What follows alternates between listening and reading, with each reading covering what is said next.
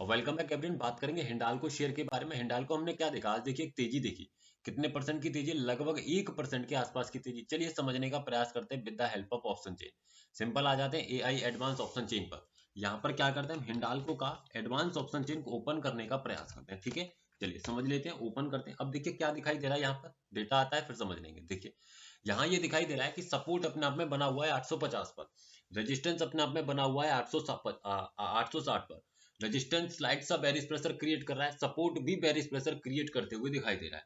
But क्या आपने इसको देखा था, क्या आपने इसको समझा था? तो ऐसे केस में आपको ये समझ में आएगा कि सपोर्ट और रेजिस्टेंस एग्जैक्टली मेरे कौन कौन से स्ट्राइक प्राइस पर थे। चलिए मैं आपको बताने का प्रयास करता हूँ, समझने की आप कोशिश कीजिएगा। ठीक है, तो यहाँ पर क्या हुआ है, यहाँ पर ये हुआ है कि जो मेरा सपोर्ट था वो 840 पर बना, सपोर्ट 840 से उठ करके आया है 850 पर, यानी कि सपोर्ट शिफ्टेड है। रेजिस्टेंस की बात करूं तो रेजिस्टेंस मेरा 860 पर ही बना मॉर्निंग में, और 860 से स्लाइड सा बेरिश प्रेशर किया उसने 850 पर। यानी कि सपोर्ट का बुलिश प्रेशर है, रेजिस्टेंस का बेरिश प्रेशर है। तो ऐसे केस में मुझे क्या करना चाहिए, स्टॉक को अवॉइड करना चाहिए, ट्रेड नहीं करना चाहिए। लेकिन ये परसेंटेज अगर स्लाइड सी है तो ऐसे केस में हो सकता है ये परसेंटेज बाद में आई हो। अगर सपोर्ट सुबह से स्ट्रॉन्ग है यानी कि बुलिश प्रेशर बना रहा है, तो ऐसे केस में मेरे पास दो वैल्यू हो जाती है, पहली 836, दूसरी 844। अगर इन दोनों वैल्यूज में से कोई एक वैल्यू मिल जाए तो वो मैं ट्रेड कर सकता हूँ।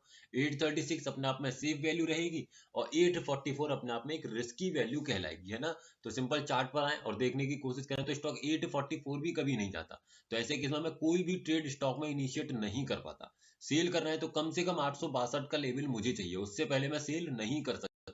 तो देखिए 862 एग्जैक्टली स्टॉक गया है, देखिए 862 एग्जैक्टली 862 के लेवल के आसपास स्टॉक गया, और वहीं से आपको नीचे की तरफ टूटते हुए दिखाई दिया।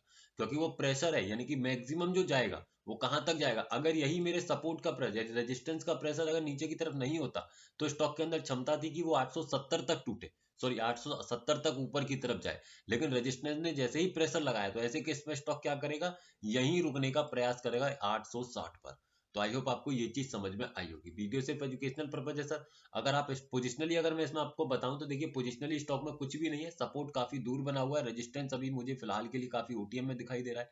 तो ऐसे केस में मुझे क्या करना चाहिए, लेकिन रेजिस्टेंस अगर मैं देखूंगा तो बना हुआ तो यही है, देखिए यहाँ पर हाईएस्ट है, लेकिन ये सेकंड हाईएस्ट देखिए यहाँ, फिर ये देखिए यहाँ सेकंड हाईएस्ट, तो ये कहीं ना कहीं रेजिस्टेंस की साइड कंफ्यूजन है। तो ऐसे केस में अभी मुझे ना तो पोजिशनली बाइंग करना चाहिए, ना ही सेलिंग करना चाहिए। इंट्राडे में सपोर्ट एंड रेजिस्टेंस को, ट्रेड्स को मैनेज करने का प्रयास करना चाहिए।